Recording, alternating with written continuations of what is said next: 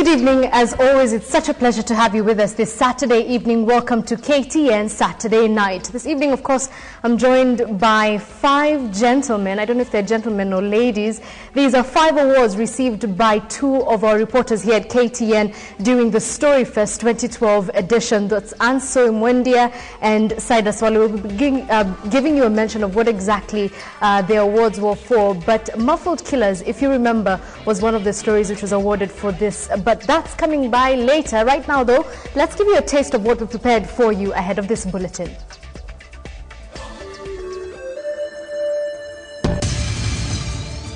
Minister raises red flag over Kenya's ballooning population. Marketing trip gone sour. Miguna roughed up in Mombasa. Tana River violence victims flown to Nairobi for treatment. No zebra meat, no census. Tanzania villagers demand game meat to participate in census.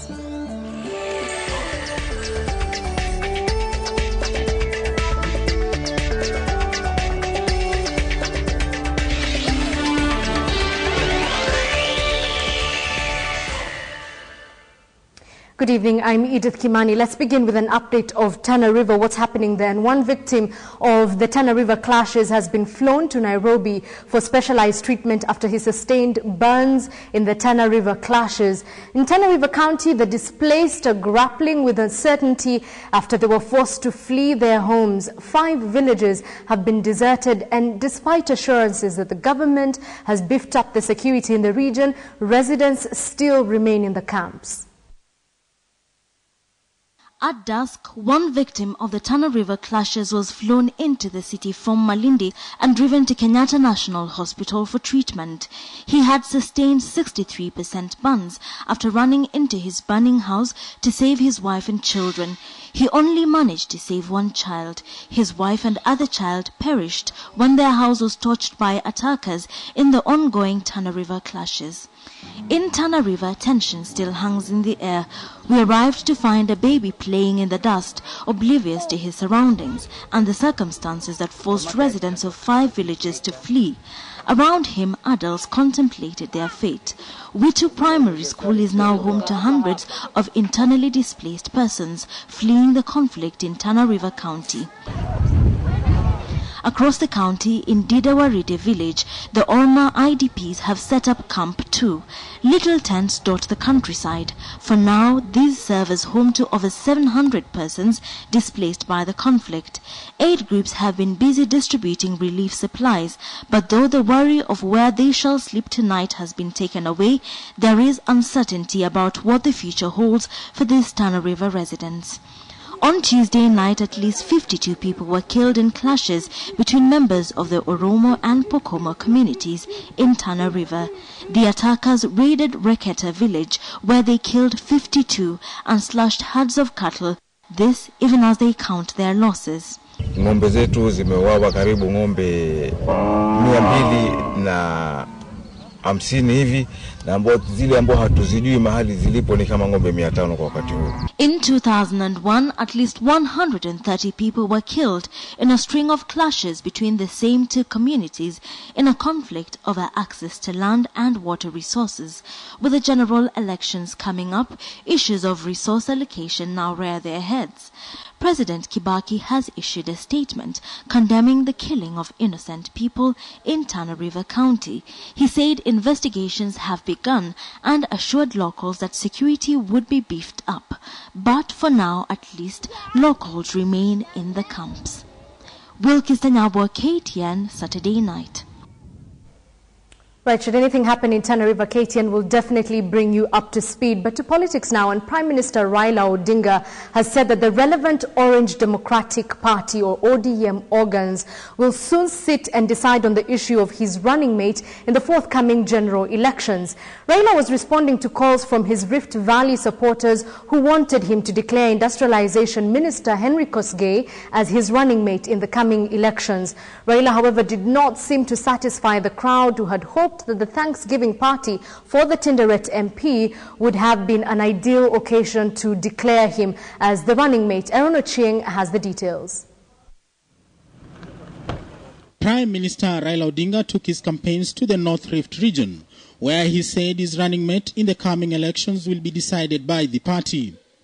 Raila said the Orange Party would sit and discuss as a party who is the most suitable person to deputize him. The PM, who was speaking during a Thanksgiving ceremony for Industrialization Minister Henry Kosgei, came under pressure from local leaders to endorse Kosgei as his running mate, saying he was best suited to popularize the party in the region.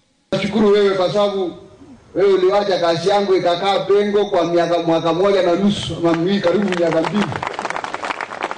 Ninajua kuna pressure, wengine walikuwa wanasema hana hii kazi.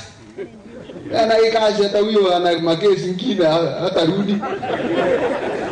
Responding to the calls, the PM said though he had heard their request, he would be breaking the party rules to announce the running mate without consulting the party organs. Sisi tutakaa chini kama ndani huko kwa chama. Okay? Leo tunazungumza hii maneno. Alafu tutatatua hii, mtapata majibu. Sasa manake nimesikia yale ambayo nyinyi mmesema. Lakini nikisema hapa nitakuwa mimi nimevunja sheria. Okay? Raila extended an olive branch to leaders from the region who ditched the party after the last general elections and urged them to rejoin the party. Raila praised Kosgei over the way he conducted himself after he was named as one of the masterminds of the post-election violence. Kosgei thanked the Prime Minister for standing by him through his tribulations, both at The Hague and locally, where he was accused of irregularly authorizing the importation of second-hand vehicles.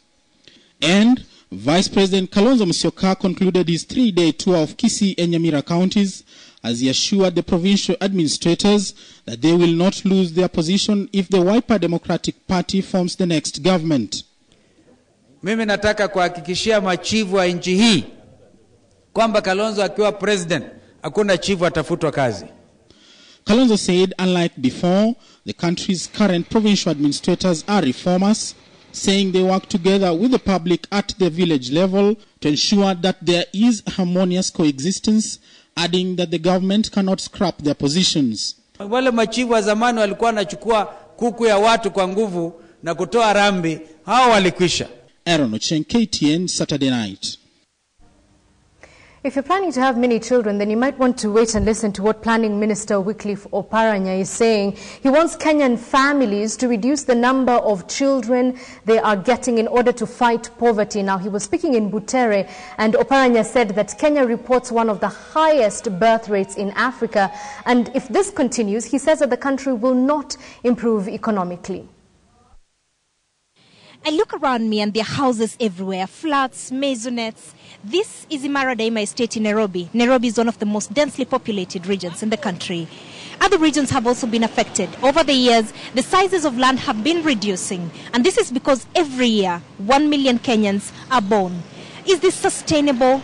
That is the big question government is asking. Population explosion has been a problem to this country. Oparanya says the high birth rate, currently one of the highest in Africa, is making it difficult for his ministry to effectively plan the country's future.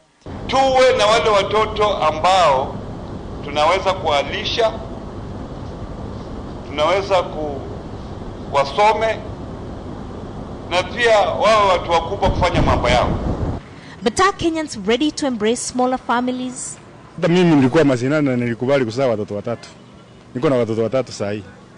Kwa hivyo lazima, na usipokubali utakuja kuona ni lazima ukubali. Hata mimi nitazaa watoto 8 ikiwa chini. Mama asipozaa 8 nitaongeza bibi ya pili.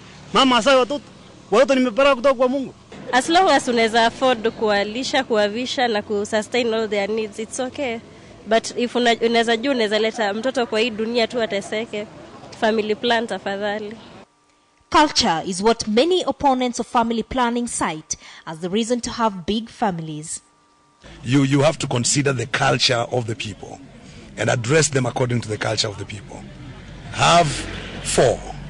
Then it gives opportunity for the man to name his mother and his father, and the woman also to name like that. And the satisfaction of a man having a child and satisfied in his family.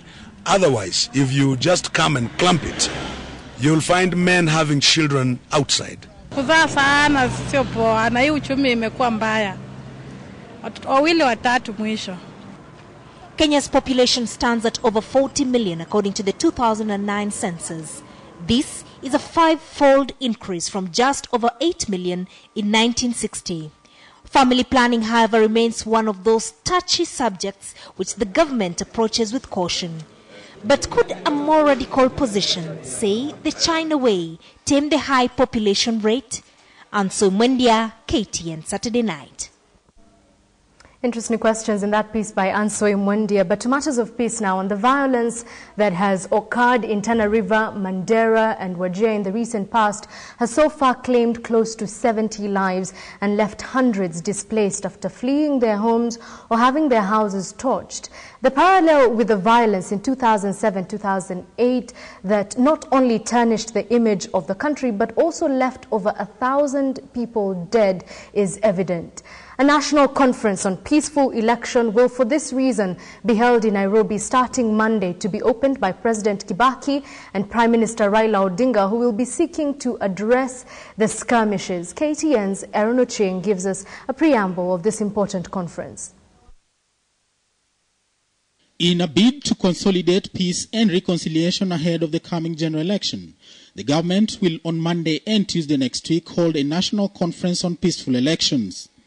On Mashujaa Day last year, President Kibaki said it was necessary for the nation to hold a conference on peaceful elections to prepare the nation for the polls after a fateful conclusion of last year's general elections in which lives were lost following a disputed result. Mipango ya kongamano la amani la kitaifa ambalo litakuwa hapa mjini Nairobi, Bomas of Kenya, tarehe 27 na 28 imekamilika. June this year, a similar conference was held in Mombasa for parliamentarians, where President Kibaki reiterated the role of leaders in fostering peace in the areas they are representing. I urge you to preach peace and to conduct yourself in a manner that promotes unity in our country. I think the national conference comes at a time when people will be having a dialogue on what actually leads to violence during electoral periods and how do we address that particular violence. The conference comes hot on the heels of violence that was witnessed early this week in Mandera, Wajir and Tana River, where close to 70 lives were lost as a result of clashes over pasture and water. The president on Friday warned those instigating violence that the full arm of the law will deal with them. He said credible elections can only be held in a peaceful environment.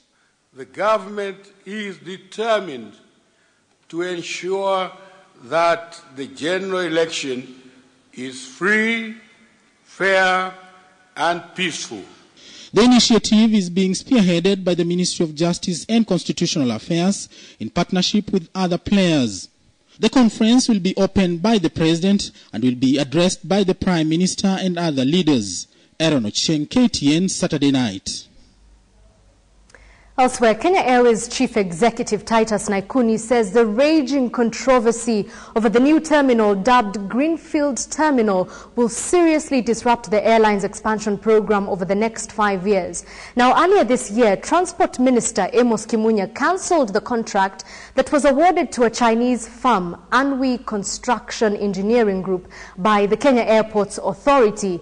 The Kenya Airports Authority Board, in a new twist yesterday, sent its managing director, Stephen Geshuki, on compulsory leave over the tender scam. The Kenya Airports Authority planned to construct a new airport at a cost of 56 million shillings to make Kenya an economic regional hub. Early this year, Transport Minister Amos Kimunya cancelled the tender that had been awarded to a Chinese firm by the Kenya Airports Authority to construct the terminal. Kimunya suspected corrupt dealings in the award of the tender, which he says was decided in a record 3 days after the Prime Minister's office sought to have cabinet input in the interministerial project. Since there exists no signed contract, we do not anticipate the government to incur any loss. On Thursday this week, Kenya Airports Authority Managing Director Stephen Geshuki told 3 parliamentary committees investigating the scandal that the Greenfield project had not been cancelled. Gichuki revealed he was under pressure from the Minister of Transport to cancel the tender. The next day, Gichuki was sent on compulsory leave via a letter from the chairman of the Kenya Airports Authority Board, Martin Wambura. The board said its action was to allow investigations.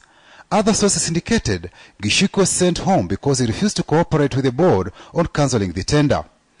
The Kenya Airways boss Titus Naikuni has joined the saga and wants all key industry stakeholders involved for speedy conclusion of the matter.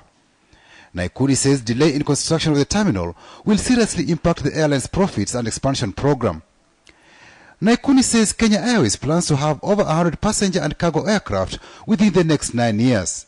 He says the first year of the 10-year plan has already passed by and aircrafts have started arriving, with one due next week. Naikuni says this will be followed by one aircraft every month for the next 8 months. The concept design for the Greenfield terminal has a capacity of 20 million passengers per annum. The terminal will also provide transiting passengers with 50 international and 10 domestic check-in stations. However, Naikuni has faulted specifications of the project, saying the X-shaped design is totally unacceptable, for it does not allow for future expansion. He argues the design also creates longer walking areas for passengers and makes movement of aircraft on the apron difficult. Patrick Amimo, KTN, Saturday Night.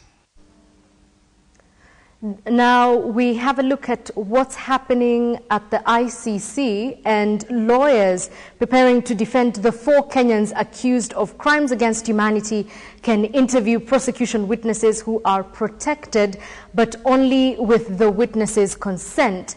The guidelines come barely a week after ICC Chief Prosecutor Fatu Bensouda claimed some witnesses have been intimidated or compromised and have declined to testify. ICC prosecutors are also seeking more access to their own witnesses to prepare them for next year's trial. Now, according to this new rules announced by ICC Pre-Trial Chamber 5, all parties must submit all questions to potential prosecution witnesses through the ICC in writing. Witnesses must be told by why the information is needed and the possible consequences of giving it out. They can, however, refuse to answer any of the questions or to be interviewed at all. These are just some of the tough guidelines set out to protect those getting ready to testify against the accused. That's Uhuru Kenyatta, William Ruto, Francis Muthaura, and Joshua Arap Sang in March 2013. Until the set date, there is constituting a crime against humanity within the meaning of Article 7(1). Drama erupted at the Royal Castle Hotel in Mombasa, where former Prime Minister Raila Odinga's advisor Miguna Miguna held a forum to promote his controversial book, Peeling Back the Mask. Things, however, took a different turn when the unexpected happened. Malaki Villa with the details. Mvita MP Najib Balala accompanied Miguna to the Castle Hotel during his promotional tour. Nobody has ever said in this country that Miguna is corrupt. Nobody has claimed that I have stolen even 1 cent. Otherwise, they would have taken me to court. So are you suggesting that the corrupt should work for the government, but a man clean like Miguna shouldn't, just because he disagrees with some people? Maneno yote katika kitabu chako haiwezi kuwa kweli. Maneno yote katika kitabu chako siwezi kukubaliana nacho, lakini kujua kitu gani kimetendeka, kuna baadhi nitakubaliana, kuna baadhi sikubaliani. But what he thought would be a peaceful and successful question and answer forum during his tour at the coast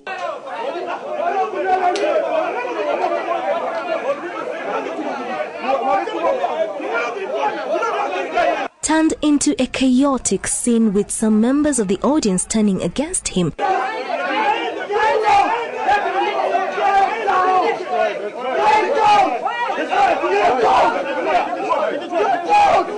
roughing him up before ejecting him out of the hotel.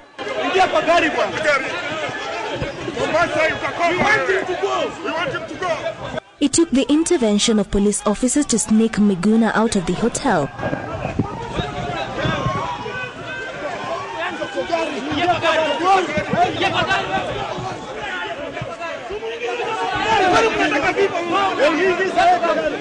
Former Tourism Minister Najib Balala, who was accompanying Miguna, also fled when the heat became unbearable.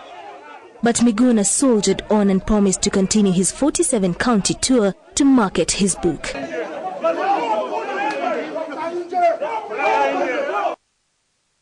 From what appears to be Miguna troubles, we go to what is a rather unique problem in Tanzania. Now, authorities in that country are having a difficult time convincing some of the country's citizens to participate in the national population census. Now, some community elders are demanding zebra meat and a local brew called gongo before they can be enumerated. Now, Tanzanian government has had to slaughter 12 zebras and supply endless alcohol to satisfy the villagers, and in turn they've allowed the government to include them in the census exercise. This is a true story, and Patrick Amimo has the details. The Wahadzabe is a hunter-gatherer community that survives on fruits, honey and bushmeat. It is a marginalized community, and its population is said to be reducing from a high of 5,000 people almost 30 years ago to a low of 1,000. Kuhesabiwa wote tunatafuta makundi yenu yote yajulikane. Nasikia kuna makundi 12. This will be Tanzania's 5th population census since independence. But the Wahadzabe community gave a number of conditions. They asked the government to give them game meat as an inducement. Some members of the community wanted monkey meat, which they claim has always been their main source of meat. Besides, they also wanted an illegal brew called gongo. Though government officials will not agree on the brew and monkey meat, they had an alternative delicacy for them, zebra meat. Zebra meat will be provided to members of this hunter-gatherer community on the census night. They have always dodged previous censuses. And so as they gather to sample the meat, census officials will be busy collecting data. In Kenya, game and bushmeat is illegal. On several occasions, game rangers have arrested poachers with game meat meant to be sold to some eateries in urban settlements. Hunting regulations for Tanzania also ban killing of some wildlife species. Tanzanian government hopes to use this year's census data to implement national policies like Vision 2025 for mainland Tanzania and Vision 2020 for Tanzania and Zanzibar.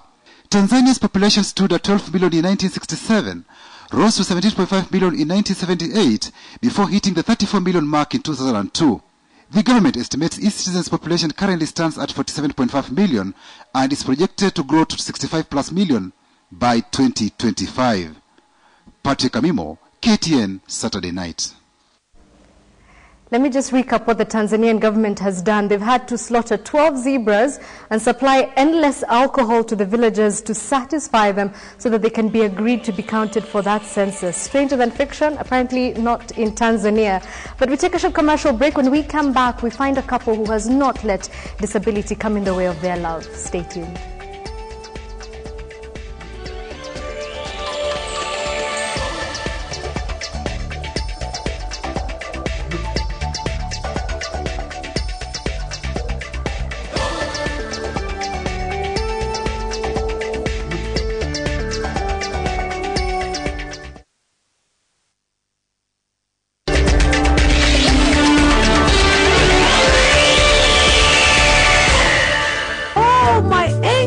It's been so long since I've heard you sing. Oh, she can't. She's got a cold again. Well, I'm sure you're taking proper care of her hygiene. Yes, I use antiseptic liquid in her bath water. Oh, that's smart. But germs are also getting smarter, and your protection is still the same. So what's better?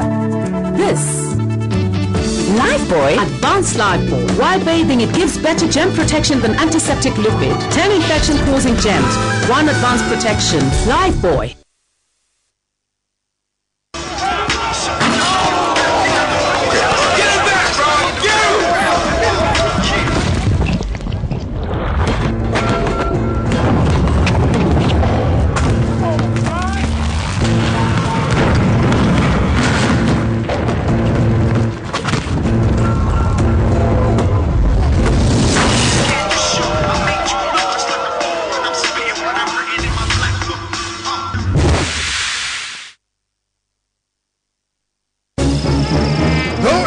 Liquid machine has the power to fight malaria. Attack! Mom, mosquitoes! Looks like there are more mosquitoes today. No problem. I can now control malaria.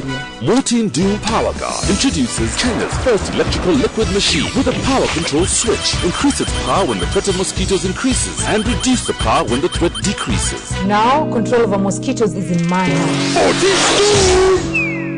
Beware of Mom and Mortein Dual. Mortein Doom Power Guard. Now at a reduced price of only 299 shillings for a limited period. Get it today and save 100 shillings. The new constitution means life to me. It is my life and it is everything. As a person with disability, the constitution has brought me to the limelight. Kenya's new constitution, Kenya's lifeline.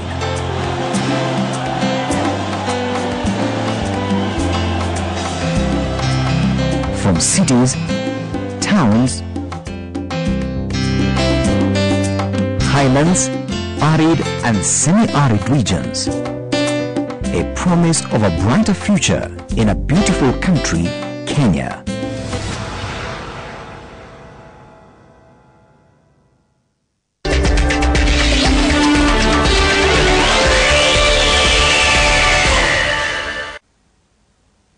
Right, welcome back to KTN Saturday Night. The National Authority for the Disabled has lately faced criticism over alleged corruption in the management of money intended for the disabled. But at the grassroots levels, persons with disability are living their lives to the fullest. And today, a couple did not let their physical or mental challenges bring them down. Instead, they tied the knot at a colorful ceremony in Kisumu. Here is Fred Omulo with the details. Today, relatives and friends of Vincent Anyumba and Lorraine Atieno converged at the Lutheran Church of Kisumu. Their agenda? To witness the union of two souls that have chosen to thrive despite limitations. Actually, I'm very happy because it is one of its kind. Others have been just here they are married, but this is one of its kind. And I'm indeed very happy. The couple first met during a church-organized activity and have had a normal courtship stretching over the last 2 years and culminating in the proposal. Najua tutalindana, atanilinda na mimi pia nitamlinda kwa uwezo wa Mungu. Hii yote ni mpango wa Mungu yenye Mungu ametupangia siku hii ya leo. Sasa sina uoga. The bishop, who has watched the relationship blossom, gave an ebullient endorsement of the pair, and Vincent's mother was almost speechless in joy. Lorraine is now able to identify the person he has. Physically, Lorraine is disabled, but mentally she's very sound mind. And when she's talking, she's very articulate. She knows what she wants to achieve in marriage. And Vincent equally is so excited. Actually, sometimes when Vincent is overexcited, the attacks comes. Tulistuka tukashangaa. Na je, imekuwaje kijana vile hatujui kama anaweza ongea na msichana? Kwa hivyo unahisi furaha? Na furaha kuu sana kuona mambo kama huu. The couple now proceeds to a brief honeymoon, and KTN wishes them many years of marital bliss. This is a unique wedding. The bride suffers from physical disability and the groom a debilitating form of epilepsy. Truly, love is blind. From Kisumu County, I am Fred Omulo. Thank you, Fred Omulo. And just to reiterate what he said, it is said that love looks not with the eyes but with the mind. And so they say it's winged, or Shakespeare said it's winged. To the feature of the day, and Eshiremba is a Luya funeral rite performed for prominent leaders. It is an old practice that is slowly fading among the community, however. The late Martin Shikuku, for example, requested for the ceremony to be performed at his burial. It is a practice that involves the singing of war songs while engaging in a mock fight. Cows are also brought to mourn the death.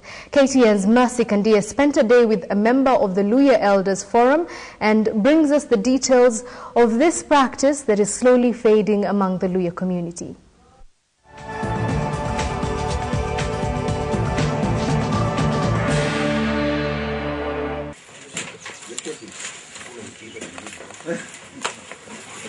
At the home of the late Joseph Martin Shikuku are these graves that caused much controversy. This one belonging to former Butere Member of Parliament, the late Martin Shikuku. As far as I know, nobody among the leaders, Martin is the first person of the people I know who has dug his own grave.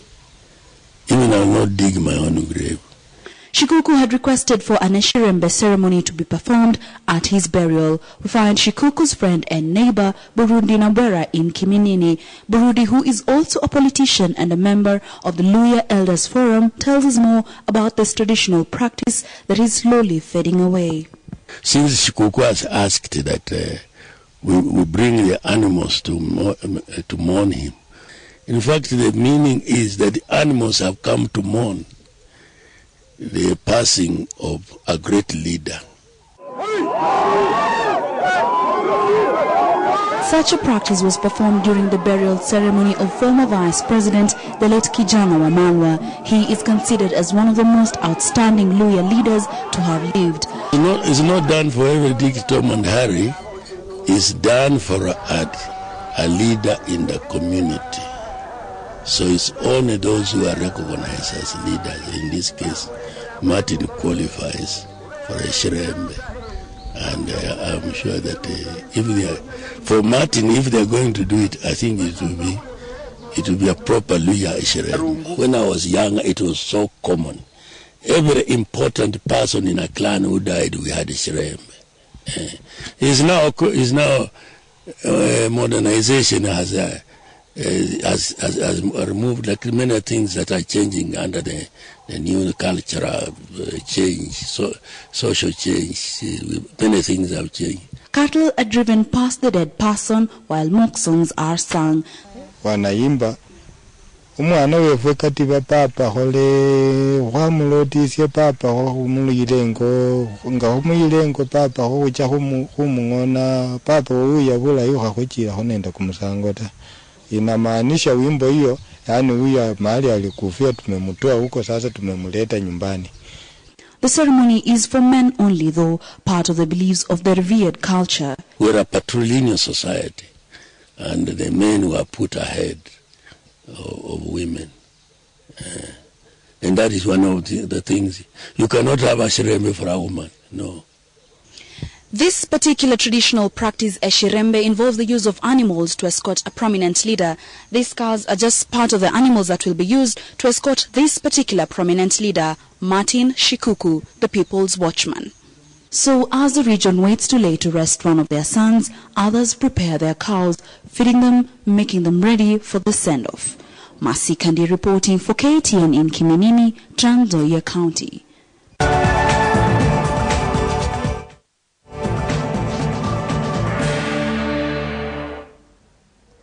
In our Healthy You segment, we take a look at the motor neuron disease with KTN's Malaki Villa.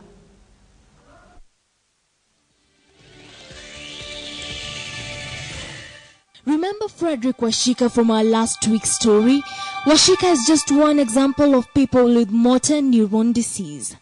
Motor neuron disease is a term used to describe various diseases which all have in common the fact that there is damage to the motor nerves that transmit the impulses from the brain to the muscles. But to understand it more effectively, one will have to go through the background of some of the anatomy of the nervous system on how it works. When you get the intention that you want to do something, you have the thought or the intention in your mind. Now that intention is transmitted from your brain to your muscles. Say, for example, you want to move your hand or move your legs. It's transmitted by way of nerves, and those nerves are called the motor nerves. According to Dr. Ndege, motor neuron disease is a degenerative disorder where the nerves deteriorate without any external trigger factors. The reasons for this degeneration are often unknown, so what follows is the failure of the transmission of signals from the brain down to the muscles. It's like a relay system. The first relay is from the brain down to a point in the spinal cord. And the second relay is from the spinal cord terminating in the effector organ, which is the muscle.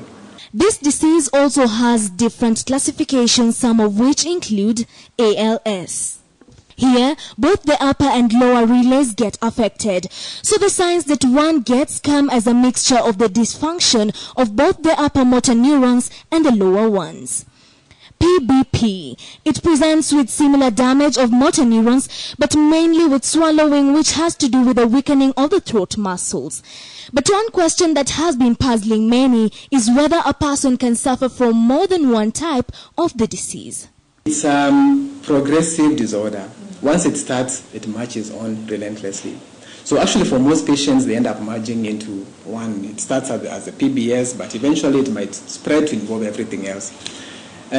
So for every patient who has got any of the motor neuron diseases, they are at risk of getting paralysis everywhere. And that's the fear and why it's such a terrifying disease. Because, once it starts, it's going to march on relentlessly. Medics say that they have not yet found the causes of this disease. However, some people are more likely to get it for a number of reasons. One is genetic. Medics say that there is a gene that undergoes a mutation in various families, and chances of it being transmitted down generations are high. So far, research shows genetic factors are responsible for 1 out of every 10 cases of motor neuron disease. Sporadic factors. For the vast majority of cases, the disease can mysteriously decide to attack without any traces of genetic predispositions. But if you have a family member who is suffering from this disease, one of the most important and easy ways of ensuring their comfort is by massaging them. This helps in the reduction of muscle cramps and fatigue. It is a disease that was unheard of a decade ago, but now it's here with us, and medics say that it's here to stay. Well, before we didn't know any information concerning this disease, but now we know. For KTN, I am Mala Kivila.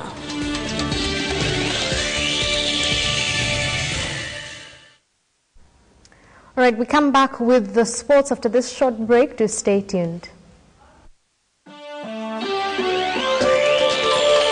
The most important thing to address is not about the children. It's about empowerment of the people, to have jobs, to create availability of resources in the hands of people. Then people can decide on the number of children that they can really raise.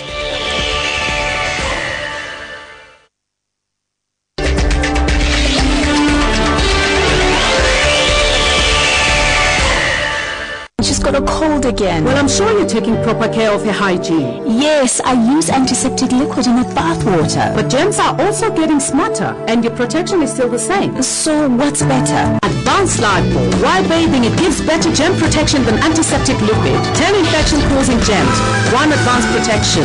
Lifebuoy. African dishes in association with Golden Fry. Pan-fried fish.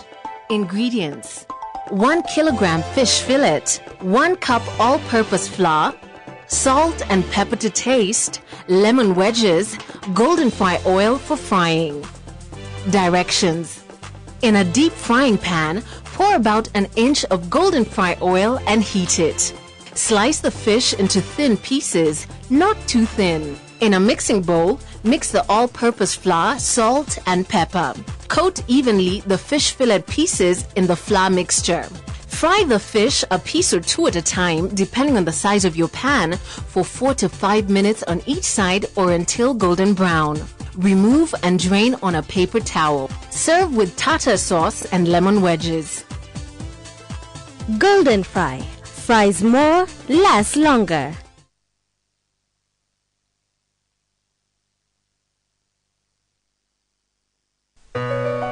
Before the gold, silver, and bronze, it's the red. It's the green and yellow. It's the black, red, and green. Because at the Olympic Games, it's not the color you go home with that matters. It's the colors you came in. And when colors mean this much, you can only trust them to Ariel, proud keeper of Kenya's colors.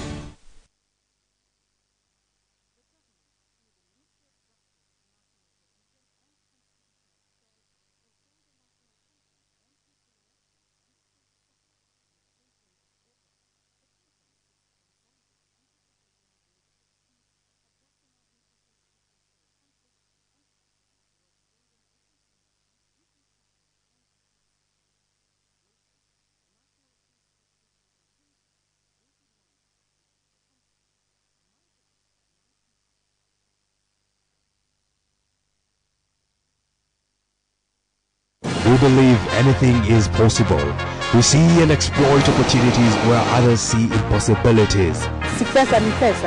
We take risks and we are focused. We know that nothing is unrealistic.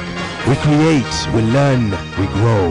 We hold the East African dream. Starting this September, only on KTN.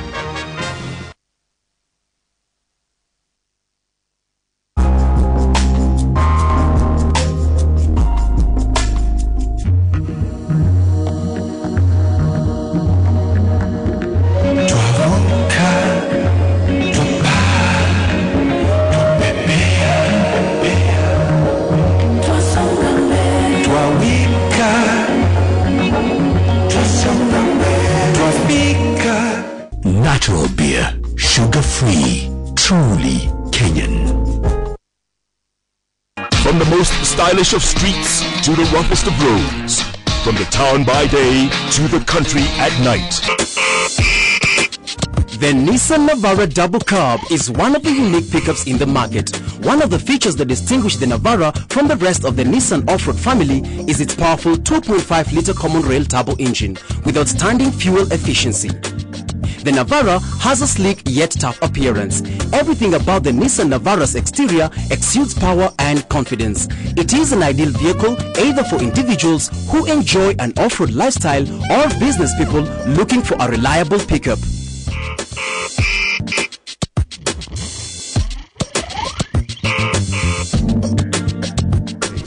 Nani kama Nissan?